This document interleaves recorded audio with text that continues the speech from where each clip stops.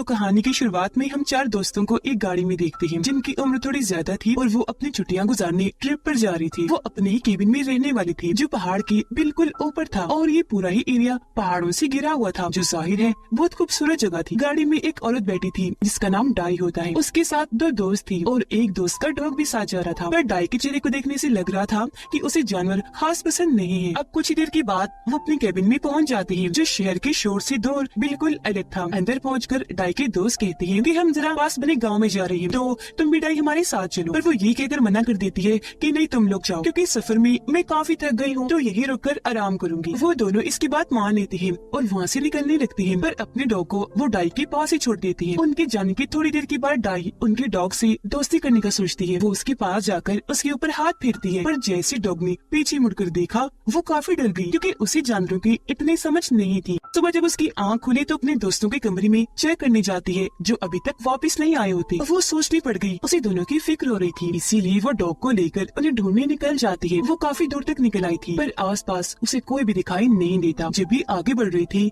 तो डॉग के मुंह पर चोट लग गई, उसका खून बहने लगता है। डाई जब उसे चेक करती है तो सोचने लगी कि इसने जरूर कोई पत्थर खा लिया होगा, तो इस बात को नजरअंदाज कर देती है और डॉग को लेकर फिर से आगे बढ़ने लगी। पर डॉग पता नहीं क्यों आगे जाने से डर रहा था, तो वहाँ से वापस भाग जाता है। ये देखकर डाई को काफी हैरानी हुई कि पता नहीं इसने ऐसा क्यों किया। फिर जैसे डाई आगे बढ़ने लगी वो किसी चीज से टकरा जाती है जो डाई को रोक लेती है, पर नजर नहीं आती कि ये चीज क्या है। वो भी देखने की कोशिश करती है कि ये क्या था, पर उसे कुछ भी दिखाई नहीं देता। एक बार फिर वो आगे बढ़ने की कोशिश करती है मगर दोबारा टकरा जाती है। अब वो घबरा गई, अपने दोनों हाथ आगे करके चेक करने लगती है। तब उसे पता चलता है कि यहाँ तो दरअसल एक इनविजिबल दीवार है, ना नजर आने वाली दीवार है। अब इससे डाई काफी हैरान हो जाती है कि इनविजिबल दीवार जैसी कोई चीज होती ही नहीं, तो फिर ये क्यों उसे बार बार रोक रही थी। वो आंखों से दिख नहीं रही थी पर छूने से महसूस हो रही थी, और इसी वजह से ही डॉग भी आगे जाने से डर रहा था, क्योंकि उसे चोट भी इस इनविजिबल दीवार की वजह से ही लगी थी। वो आगे बढ़ने की फिर से कोशिश करती है लेकिन उसकी सारी कोशिशें बेकार जाती हैं। वो उसे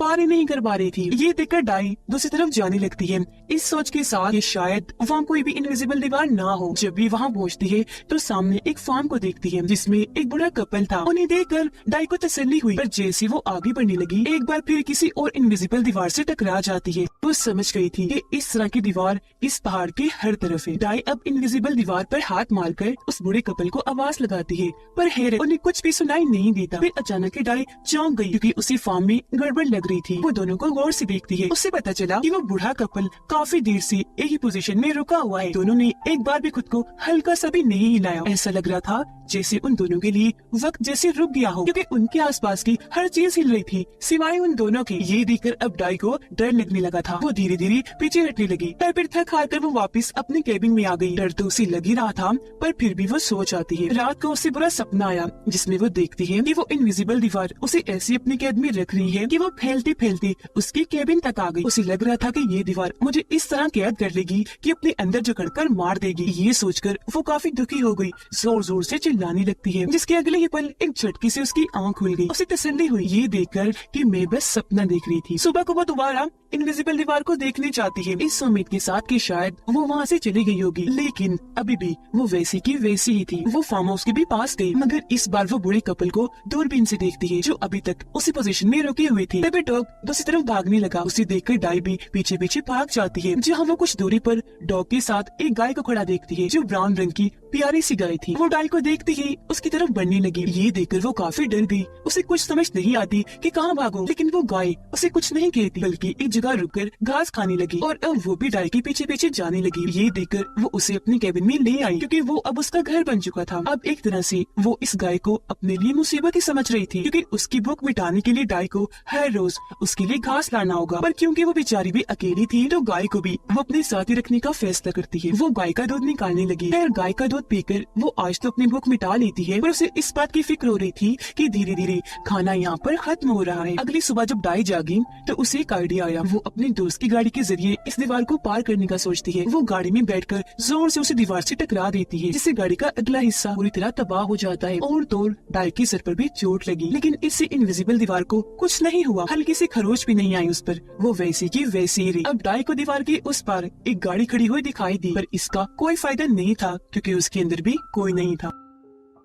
इन हालात की वजह से वो बेचारी काफी मायूस हो गई, इसलिए वापस अपने केबिन में आ जाती है और फूट फूट कर रोने लगी, क्योंकि उसे अब तक अंदाजा हो गया था कि मैं यहाँ से कभी नहीं निकल पाऊंगी। अब जाहिर है इन हालात में अच्छा भला इंसान भी हिम्मत हार जाता है। वो इस कदर मायूस हो गई थी कि उसके दिमाग में उल्टे सीधे ख्याल आने लगे। वो हर रोज ढेर सारी घास काट कर अपनी गाय को लाकर खिलाती है और उसका दूध पीकर अपना गुजारा चलाती है जिंदा रहने के लिए। ऐसे उसने यहाँ गर्मियाँ गुजार दी, मतलब वो पिछले 3 महीने से यहाँ फंसी हुई है। अब वो सब्जियां उगाने का सोचती है। वो केबिन के सामने वाली जमीन खोदकर वहाँ अलग अलग तरह की सब्जियां उगा देती है, जो ढूंढकर वो पहाड़ों के ऊपर से लाई। दाई हर दिन गुजरने के बाद कैलेंडर पर उस दिन निशान लगा देती है और सारा दिन जो उसने किया होता है वो सब कुछ कागज पर लिखा करती थी। अब क्योंकि वो जानवरों के साथ रह रही थी, तब जानवरों के बारे में उसे काफी कुछ पता चल चुका था और उनके साथ अच्छे से घुल मिल भी गई थी। अब एक दिन यहाँ बहुत तेज बारिश होने लगी। दाई जब अपनी केबिन में बैठी थी तो उसे बारिश से किसी की आहट महसूस हुई। उसने जब बाहर जाकर चेक किया तो वहाँ केबिन के बाहर एक बिल्ली बैठी थी, जो बेचारी बारिश में काफी भीगी हुई थी। दाई उसे केबिन के अंदर ले आती है और उसे अच्छे से साफ करके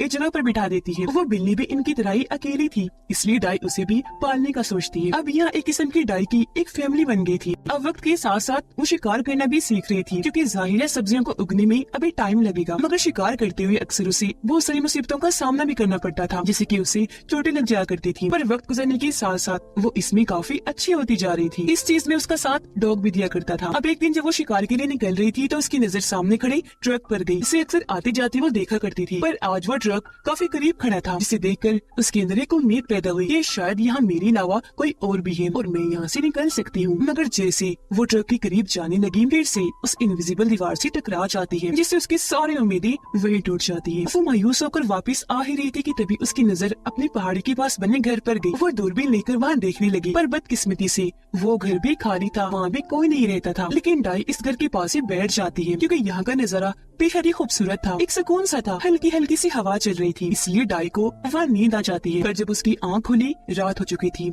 इसलिए वो वापस अपने केबिन में आ जाती है, जहाँ उसने देखा कि मेरी बिल्ली ने बच्चा दिया है, जो बिल्कुल सफेद और प्यारा है। दाई उसे गोद में उठाकर प्यार करने लगी, क्योंकि अब उसकी फैमिली में एक और मेंबर आ गया था। वो काम पर लग गई, उसके हाथों में छाले तक पड़ जाती है। उसे यहाँ पर 6 महीने गुजर गई थी और अब यहाँ पर सर्दियाँ आ गई थी। बाहर हर तरफ बर्फी बर्फ पड़ी थी। उसे पता चला कि मेरी बिल्ली का बच्चा ऐसे ही इतनी ठंड में बाहर निकल गया है। अब दाई को उसके लिए फिक्र होने लगी, क्योंकि ऐसी ठंड में वो ज्यादा देर तक जिंदा नहीं रहेगा। तो रात के वक्त लालटेन लेकर उसे ढूंढने निकल जाती है, पर कुछ दूर जाने पर उसे बिल्ली का बच्चा मरा हुआ मिलता है। और क्योंकि वो उसे बहुत प्यारा था, इसीलिए वो बहुत दुखी हो गई, रोने लगती है और वही उसे दफनाकर वापस केबिन में आ जाती है। और आज जो कुछ भी हुआ हर दिन की तरह उसे भी किताब में लिख देती है। अब हर गुजरते दिन के साथ दाई बदलती तो जा रही थी, पर उसने कभी भी इनविजिबल दीवार को चेक करना नहीं छोड़ा। अगले दिन उसकी गाय का बच्चा होता है, जो बिल्कुल अपनी माँ जैसे रंग का था और बहुत प्यारा भी। बिल्ली के बच्चे के मरने के बाद दाई की जिंदगी में जो कमी आई थी आज वो पूरी हो गई, और अब यहाँ उसे रहते रहते पूरा 1 साल हो गया था।